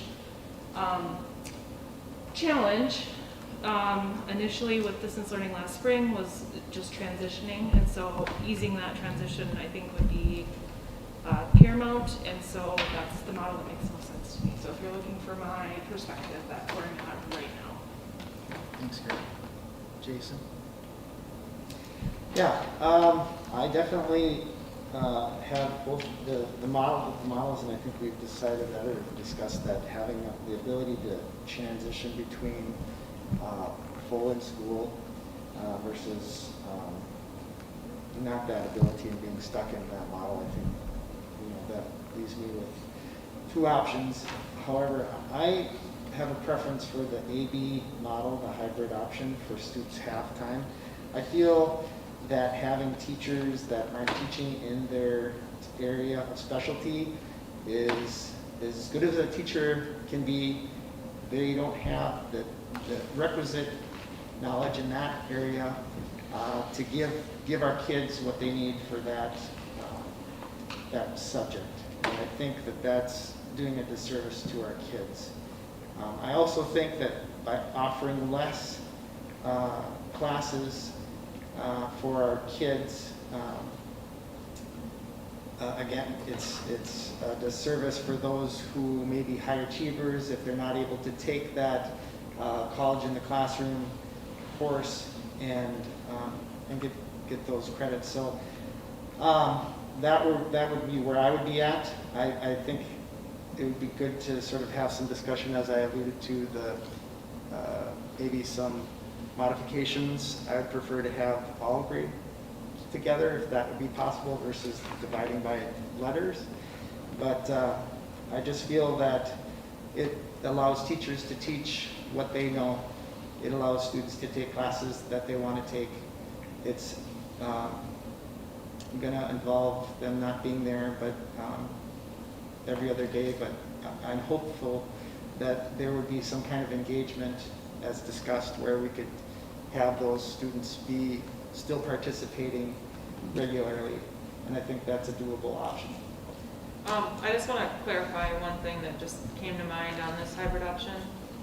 Is it truly every other day? Like how many days a week? So 1 week it's 2 days, next week it's 3 days, 2 days, 3 days? Mm-hmm. Okay, it's truly every other day. Okay. Obviously there's a lot of calendar flipping and flopping, so it's going to be a little bit more of a puzzle for families just because of the days, I'm guessing, that are missed because of whatever, MEA or workshops. Well, we did put that calendar together. I don't know if I shared that with you, but it was clear, how we would do that. We did talk about the AABB model that some schools are using, and just felt like the 5 days break, or the 5 days without senior teacher was the worst case scenario. Mm-hmm. Yeah. Jennifer? I'm a little torn. I want to hear what everybody else has to say first. I'm probably in the same situation. I came with the idea that after reading these earlier today, that I thought teachers teaching in their content area was important, like Jason pointed out, and I just see that there would be a lot of ways that we could keep those kids that are on the off day connected. Why can't they be required to be zoomed in and being part of that class even though they're at home, and so then half the class is zoomed in one day and half the class is there and then we switch the next day. So I don't see that automatically has to be, oh, you know, they have no structure to that day. It's like, no, you're structured, but you're at home. So I think there's ways that could be workable. I think, yeah, I am also concerned about the impact on the college level classes, because I think sometimes it's the high achieving kids that we think, you know, they're just fine because they're doing well, but we're not pushing some of our college level or higher achieving students when we take away some of those options for them to really be challenged. And that's been a concern of mine even under a regular schedule, because we don't always have enough challenging classes for those students. I know, meanwhile, my 2 grandchildren said, no, they want to be here every day. It's like, or actually their dad said, he wants them to be here every day. So I am a little torn between these two. I guess I'm looking also for the professional opinions from both the principals and from our superintendent, as far as, you know, what do you see as the most workable and what do you see as being the best for kids? You want to go first, Nate, or you want me to go first? I go first? Yeah. Make sure I don't sway your decision here, right? I want to make it very clear that I support and want every student to be here every day, as long as we can provide that safety and we're allowed to do that. Number one, I think that is best for kids. If we have to go to a hybrid model, I would advocate for the every other day, based off of, I want a 11th grade English teacher who is trained to teach British literature, to teach that British literature kids to 11th graders, and not a social studies teacher teaching that class. I know that not having every student here every day leads to issues, but I also believe that we want our best teachers teaching the subject they can teach best to our kids, if it has to be even and a half or every other day long. That's my thoughts. I would be similar to Mr. Calvington, and obviously there's some things we have to work through where if it would be an A-B model, what could the other days? I simply didn't have anything on there because I didn't know what technology we were going to provide for kids on those days. It's a little different than it was in the fall, in the spring, when we had to provide technology for K-12 if needed.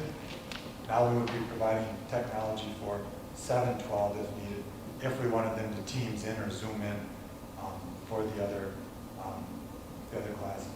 And I'm, even though it's different, and I know I have my own high school kid at home now, but getting back in that school routine of the schedule, doing some socializing with them, and it's not ideal. I already heard it from her about her friends won't be in school that day, but like we said, we're working through those things. Can I add something? You know, some of you know that, you know, I was a teacher, believe it or not, in my previous life, and I taught health and wellness, and we did a unit that was on, you know, wellness, just general wellness, and we taught the health triangle. And I don't know, does anybody know the health triangle here? It's mental, social, and emotional. So all I hear us talking about is we want to know 11th grade literature.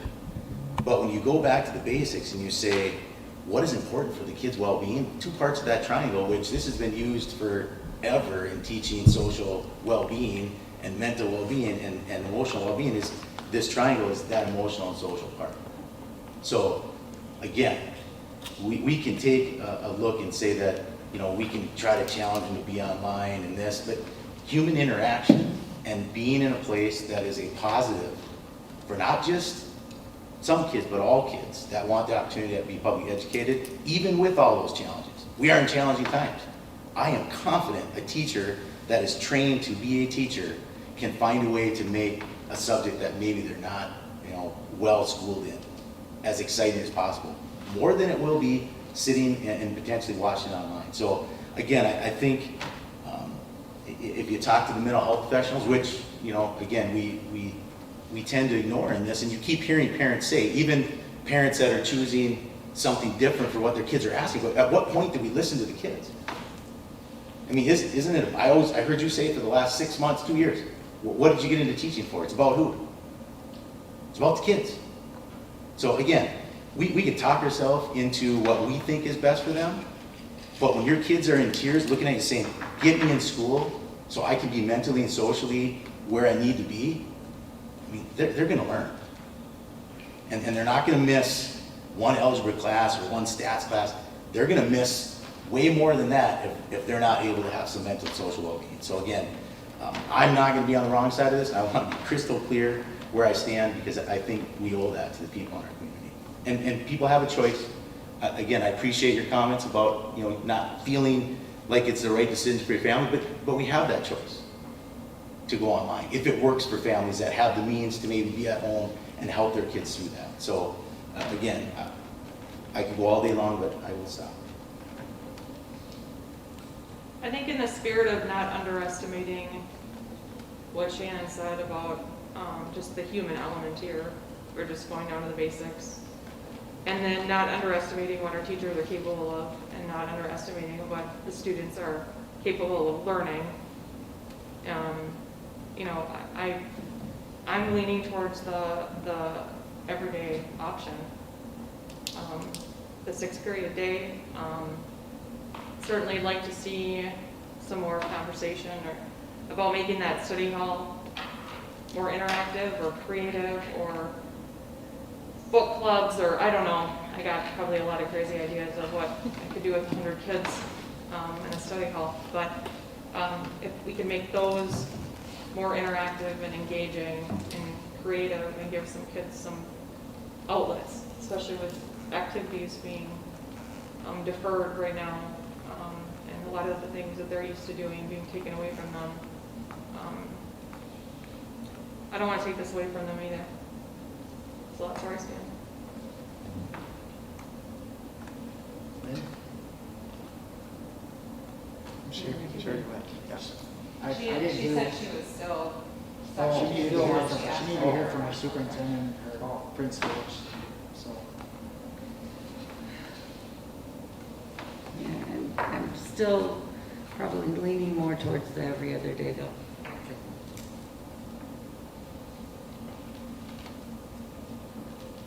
So I think we have consensus that we are looking at the 6th period day, middle school at 7th period day.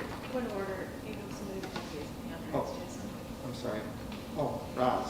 Go ahead. I want you guys to know that whatever you decide, we will make it work. But know that we need some time to do this.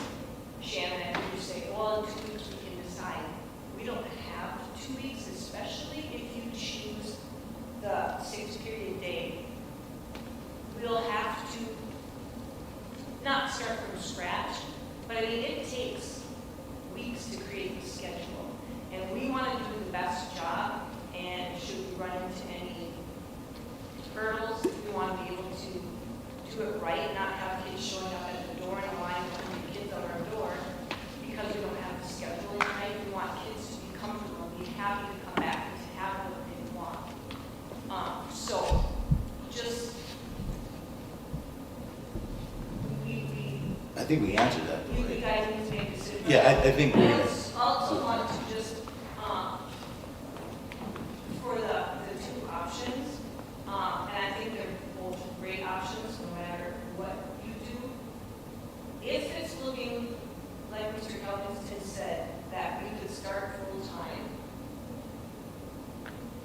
using the AP every other day schedule, we could start with everybody here, all teachers teaching their content area, no classes being dropped. And if numbers go up, ooh, then all of a sudden maybe, okay, for 2 weeks, we have to go to the every other day. We can do that seamlessly, nothing would change. And then come October 1st, I mean, let's hope that that doesn't happen. We could come back again, and nothing would change. The schedules would not change. Their content would not change. Everything would stay the same. And so, But our schedule is pretty set. If you do the other one, we kind of, both myself and the middle school, we would have to restructure. So we talked, because would we want to have smaller class sizes, correct? Well, I think, did we just talk about this, that if we chose the 6 period, 7 period model, then, and we started in person, the in-person schedule would be built with that study. Right, I know, but if we do that, we are gonna have to rebuild the schedule that we have prepared right now. Yep. So that's why, we just can't wait on it, but with that, we could start with that, absolutely, but, Mr. Governor, we have to have smaller class sizes still, correct? Or We do have to full make size? the 50% capacity on the hybrid. If we did the 6 period day, even if we can't open, we still have to have some social distancing? On the hybrid, if we're forced into the hybrid, yes. No, but I mean, if we can come back to school normal, 6 foot distance, 6 foot social distancing is recommended. However, it's not mandatory. okay, so would we still want to make our classes smaller? In case, That's a question for Mr. Getter and I to talk outside of this, because right, that's just so that, I mean, if that were the case, then in the 6 period day, some electives, for instance, we were talking about college history, okay, there's 3 sections of that. If we have to expand that to 4, Mr. Sorensen could teach turning points in ancient history, so Mr. Herbert would have to pick that section up, and then he would drop current events and history. There would just be that trickle down effect. So I just want everybody to know that we can make it work, whatever you guys want, but we need some time to do a good job on it. So that's all I want to say, right? So we can make whatever work, but we do need a little bit of time. Hi, my name is Becky Lees. I'm a parent that have elementary age students, but I'm interested in what's happening in the larger community and the public health aspects of the students that go to Rocori High School and middle school. I've been hearing a lot of discussion about how to transition from an all-in-person classroom setting, and that sounds great, and I hope that we can start our school year that way.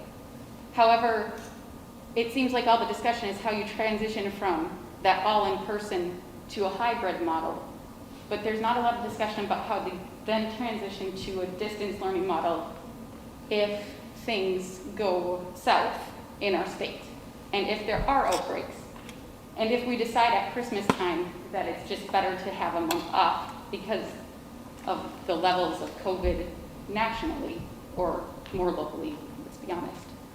So I think that the model that does the best transition for all of those things really seems to be the in-person, not messing with the schedule and doing like a 6, 7, I don't know the hours, but doing the AB model as a hybrid model that transitions kids so they have the same classes, and then streaming the classes and synchronizing them online so that you're at home watching those classes and participating perhaps even, but not just having to mess with the schedule in the middle of the school year because you transitioned from a hybrid to a 6-period day that has to accommodate different classroom sizes. It seems really messy.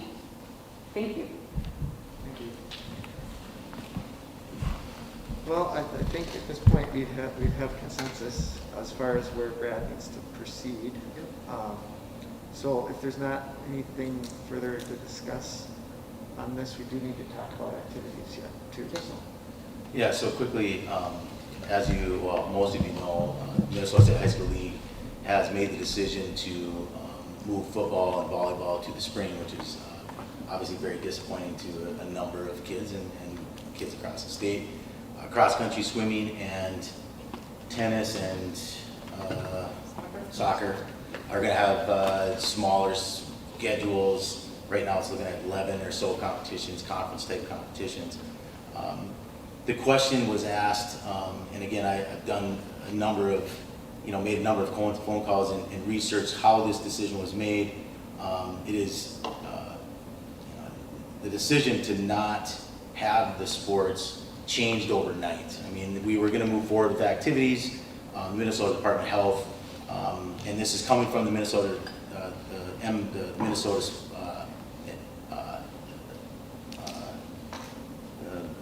Minnesota Department of Health. What is the? Minnesota State High School? Yeah, Minnesota State High School. Thank you. You mean the one that you represent? Or? Yeah, the one that I represent. They basically were asked by the governor to not pursue it just because of all the challenges. And this is becoming common knowledge. We asked the question as a district if we could appeal this decision and find out what data they used to put everybody in one bucket. Because as you know, the government made it very clear, and we've talked about it tonight, that all of our school days are based on local numbers and based on local decisions. But activities were all put in one bucket and everybody treated the same. They do not have an appeal process. And so their executive director has offered to meet with Brad and Joel and possibly some parents in the community to talk about why that decision was made and really just find out their process, because what most people don't understand is we pay an annual fee per sport to the Minnesota State High School League to be a member, and they represent us in governing us. They don't pay for conference stuff, they don't pay for section stuff, they only monitor the state tournament, pay for the state tournament and our governing rules. Of course they're struggling for money, and this amount that we pay per sport is looking to increase to $8,000 to $10,000 potentially in a flat fee to help fund, ironically, I think it's just timing, state tournament costs, which of course at this point in time there will not be any state tournaments. So I think as a board we just need to be aware that we might need to look at, is that responsible for us to be paying those fees when we're not getting anything out of those items? We did pay $160 per sport last spring, and I don't know, Beth, I don't think we got reimbursed for those. I'm not sure if anybody's questioned them. They're a nonprofit organization that is, should be controlled by their members, and the members are the schools. So we're simply trying to ask questions. Again, why were we all put in one bucket based on what the governor's told us we were supposed to be able to make some of our own decisions? And then how are they going to handle this fee structure, and do we get reimbursed for the sports that are not going to be in session? Do we get paid next fall or next spring when these sports are maybe going to happen?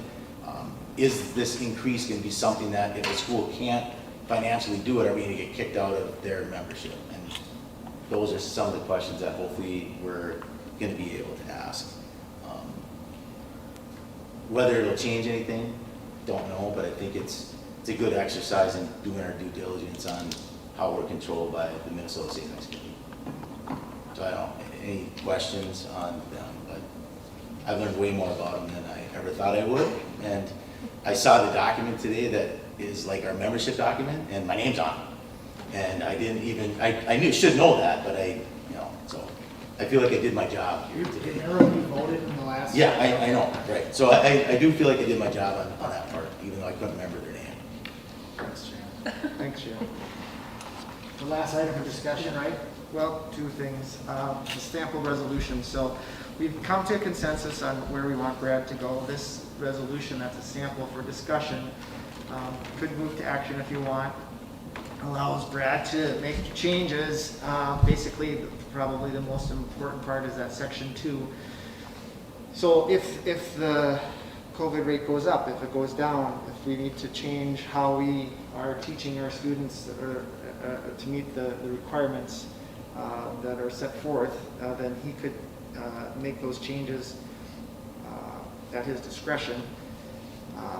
based upon the numbers that we're getting. So I don't know if that's something that we wanted to make a motion or move to action today, or if we were going to just think about it and get more information after Brad has his consultation with the Department of Health, and then so- bring that next So week. the discretion that he would be able to exercise is moving between the in-person and the model that we just reached a consensus on? Or Without- distance learning, if we had to go to that route. Without having to have a board meeting to do it. Yeah. And I guess my only ask is this, as you walk down this path, one of my caveats on this is the flexibility piece. So if there's something new introduced with any of this that meaningfully changes our ability to pivot easily, quickly, that's a deal breaker for me on whatever plan we do. So, and my question is, now that we've got consensus, when you have that meeting with the department tomorrow, and you sort of do the proposal of what we've got here, is there a potential that wouldn't meet the criteria, or everything that you've done, due diligence, cross your T's, like it's, you need to do this, and it's gonna fill all those? The answer to that question is tomorrow is about where the base model starts. So it's gonna be either in person or it's gonna be, right now the current number for our elementary is in person, so we're good there. The base model will be the decision for our secondary. So it's either gonna be in person, that's basically we're appealing to do that, or it's gonna be the hybrid. And I now have consensus on what our hybrid will look like. So then it's coming back to you after I hear the consultation, letting you know what the department's telling us, and then we can release where our base model is going to be at. This resolution then is, after the base model is decided, then the changes then, in consultation with you, happen to the superintendent rather than another school board meeting. So this really should come back next time, because we don't have the information to really know what our base model is, because that discussion is Correct. tomorrow. Correct. So, But I think to Roz's question, and again, just to be clarify here, if on Wednesday you find out that, we aren't gonna meet those district numbers to be in person, we wanna start cracking on this schedule immediately. Correct. So I think, is that why you're asking for this? Is so on Thursday? No, Okay. that's not what I'm asking. Okay, so you can This start is- working on This is that. just, this is a matter of procedure to stop, to allow you not to have, or for us as a district, not to have a board meeting every time the numbers spike up every 2 weeks and have to have an emergency board meeting. I don't know that I'm comfortable with, I don't know that I'm comfortable with this right now. I think we've got some time to have this come back if we feel we're gonna be that unstable in the numbers. I think. And I think despite this resolution, to Roz's point, now that the staff knows that it's either gonna be in person or this hybrid model, you can start building schedules, because the in-person schedule would need to fit within that hybrid model that we have reached a consensus we would be working off of, the 7 and 8, or 6 and 7 hour schedule. So this is just for discussion, we don't have to move it to action, but it does, MSBA is recommending that this be on our books before the start of the school year, after our base model decision. we'll probably see action next time, and we'll have more information, and you can ask questions at that point too. So I do want to say too, and we didn't really highlight this, that Stearns County, the numbers have been going down. So we were at, I think, 13.9, and now we're at 12.24. So much of the discussion, if we continue to trend down that way, gets us into in-person, which I think is what everybody wants without any restrictions, if we continue to drop. So that would be awesome. And I think hopefully, Roz, the schedule master, will be able to make that work. So. Jason, again, it is a very emotional topic, and I hope everybody understands that when you do have kids that are going through this, it is, and as parents. And so, again, I just want people from me.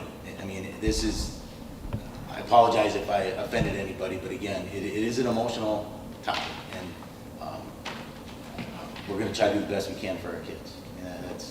And that's why we're all here, is because we want them to succeed. So I think if we keep that as our base, I think that'll keep us level-headed. So, then, as far as the upcoming events, we've got a board meeting here in 2 weeks on the 24th. Benton Stearns is meeting Wednesday next week that I'll be attending. Right now we're going through a district audit, and it sounds like it's all Zoom, so interesting. And then we do have a work session on the 14th, which is for planning for the district, which we'll be meeting with district. Yeah, so that'll be happening then. So, otherwise, does anybody have anything else? Okay, meeting adjourned. Thank you, everybody.